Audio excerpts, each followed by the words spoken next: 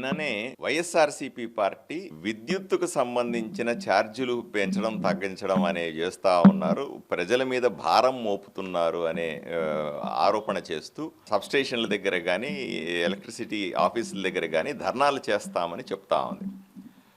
వైఎస్ఆర్సీపీ పార్టీకి ప్రజల వైపు నుంచి విద్యుత్ సంస్థల దగ్గర ధర్నా చేసే నైతిక హక్కు లేదు అని మనం స్పష్టంగా చెప్తా ఉన్నాం. ఎందుకంటే మనం గుర్తుపెట్టుకోవాలి, 2014లో రాష్ట్రం ఏర్పడి చంద్రబాబు నాయుడు గారు ముఖ్యమంత్రి అయిన సందర్భంలో 22.5 మిలియన్ యూనిట్ల లోటుతో రాష్ట్రం ఏర్పడింది.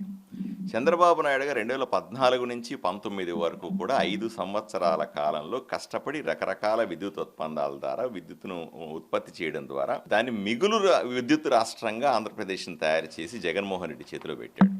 2019లో జగన్మోహన్ రెడ్డికి అధికారంలోకి రాగానే మొట్టమొదటి చేసిన పని అప్పటిదాకా చంద్రబాబు నాయుడు గారి ప్రభుత్వం చేసినటువంటి విద్యుత్ ఒప్పందాలన్నింటినీ కూడా రద్దు చేయడం.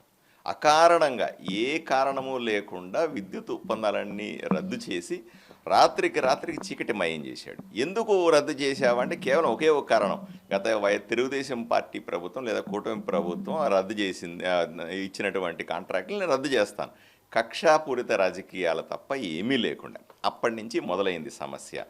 దాంతోపాటుగా విపరీతమైన అవినీతి, ట్రాన్స్ఫార్మర్లను కొనుగోలు చేయడంలో కానీ మెటీరియల్ని కొనుగోలు చేయడంలో విపరీతమైన అవినీతి చేస్తా బాగా మిగులు విద్యుత్తు ఉన్నటువంటి రాష్ట్రాన్ని లోటు విద్యుత్ లాగది, అంటే రాష్ట్రంలో విద్యుత్తే తయారీ లేకుండా పోయింది. దాంతో తప్పనిసరిగా బయట నుంచి విద్యుత్ కొనాల్సి వచ్చింది. 5 రూపాయలు మనం తయారు చేసుకుంటే 5 రూపాయలకు వచ్చేటువంటి విద్యుత్ని 8 రూపాయల నుంచి 14 రూపాయల వరకు పెట్టి బయట నుంచి కొనడం వల్ల ప్రజల మీద విపరీతంగా భారం పడింది. విపరీతమైన అవినీతి, కక్ష, వీటి వల్ల నష్టం జరిగింది. పోనీ ఆయన 5 సంవత్సరాలుగా జగన్మోహన్ రెడ్డి గారు 10 సార్లు విద్యుత్ ఛార్జీలు పెంచాడు. నేను లెక్క కూడా చెప్తాను చూడండి. జూలై 1వ తారీఖున 2019లో 5% స్థిర ఛార్జీలని పెంచాడు.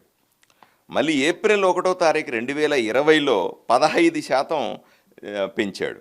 సెప్టెంబర్ 1, 2020లో 3% ఛార్జీలు పెంచాడు. ఏప్రిల్ 1, 2021లో 10% పెంచాడు. జూలై 1, 2021లో మళ్ళీ 7% పెంచాడు. 22లో 12%, 22 జూలైలో మళ్ళీ 5%, 23 ఏప్రిల్లో 9%, ఆగస్టు 1, 2023లో 8%, ఏప్రిల్ 1, 2024లో 10%. ఇట్లా 10 సార్లు, ఒకసారి కాదు 2 సార్లు, 10 సార్లు ప్రజల మీద విద్యుత్ భారం మోపింది జగన్మోహన్ రెడ్డి గారు. ఎవరికైనా ఇంట్లో 300-400 రూపాయలు విద్యుత్ బిల్లు వస్తూ ఉంటే 1200-1300కి వెళ్ళింది. ఎవరికైనా 1000, ఏదైనా ఇంటికి కానీ షాపుకి కానీ 1000 రూపాయలు కరెంటు బిల్లు వస్తూ ఉంటే 3-4 వేల రూపాయలకు పోయిన పాపం జగన్మోహన్ రెడ్డిది కాదా అని సూటిగా ప్రశ్నిస్తాం. ఈరోజు 6 నెలలు మళ్ళీ మేము అధికారంలోకి వచ్చాం. కూటమి ప్రభుత్వం అధికారంలోకి వచ్చి చంద్రబాబు నాయుడు గారు ముఖ్యమంత్రి అయిన తర్వాత ఇవన్నీ కూడా సరిచేసే ప్రయత్నం చేస్తాం. మీరు చూసారు, అసెంబ్లీలో కూడా మేము విద్యుత్ మీద ప్రత్యేకంగా చర్చ పెట్టాం. దాని మీద ప్రత్యేకంగా శ్వేతపత్రాన్ని విడుదల చేశాం. విద్యుత్ ఏ విధంగా ఆదా ఉన్న రాష్ట్రాన్ని సర్వనాశనం చేశాడు అనే విషయం మీద కూడా స్పష్టంగా ముఖ్యమంత్రి గారు చెప్పారు. ప్రతి చర్చే జరిగింది. ఈ సరిచేసుకునే అంశంలో రకరకాలుగా ఇబ్బందులు పడతాం. 6 నెలలైంది ఇప్పటికీ. 6 నెలలుగా ఉన్న విద్యుత్ రంగాన్ని, డిస్ట్రిబ్యూషన్ రంగాన్ని, ట్రాన్స్కోలు అయితేనేమి, జెన్కోలు అయితేనేమి, ఇవన్నీ కూడా సరిచేసే ప్రయత్నం చేస్తాను. తగినంత సమయం ఇవ్వకుండా ఏదో ప్రజల వైపున ముసలి కన్నీళ్లు కారుస్తూ ఈరోజు మళ్ళీ మేము ధర్నాలు చేస్తాం, ప్రజల వైపున మాట్లాడతానంటే ఏ మొహం పెట్టుకొని మాట్లాడతారు జగన్మోహన్ రెడ్డి అని సూటిగా ప్రశ్నిస్తా ఉన్నా. వీళ్ళు ఏదో విధంగా ప్రజలను రెచ్చగొట్టే ప్రయత్నాలు చేస్తే ప్రజలు చూస్తూ ఊరుకోవడానికి సిద్ధంగా లేరు. ప్రజలకు అర్థమైంది, అయ్యా మిమ్మల్ని పక్కన కూర్చోమన్నారు, 5 సంవత్సరాలు మీరు ప్రజల జోలికి రావద్దు అని చెప్పారు. గత 5 సంవత్సరాల్లో మీరు చేసిన పరిపాలన మాకు అవసరం లేదు అన్నారు. తగినంత సమయం కూటమి ప్రభుత్వానికి ఇవ్వండి అని ప్రజలు తీర్పునిచ్చిన సందర్భంలో మళ్ళీ ఈరోజు 6 నెలలు కాకముందే మేము అక్కడ ధర్నాలు చేస్తాం, ఇక్కడ మొన్న చూస్తే రైతుల వైపు నుంచి ముసలి కన్నీరు కారుస్తా కలెక్టర్ ఆఫీసులో రిప్రజెంటేషన్ అన్నారు. రైతులంతా నవ్వినారు. ఏమయ్యా నువ్వు 5 సంవత్సరాలుగా రైతుల గురించి పట్టించుకోనోడు ఈరోజు రైతుల గురించి ధర్నాలు చేస్తావు.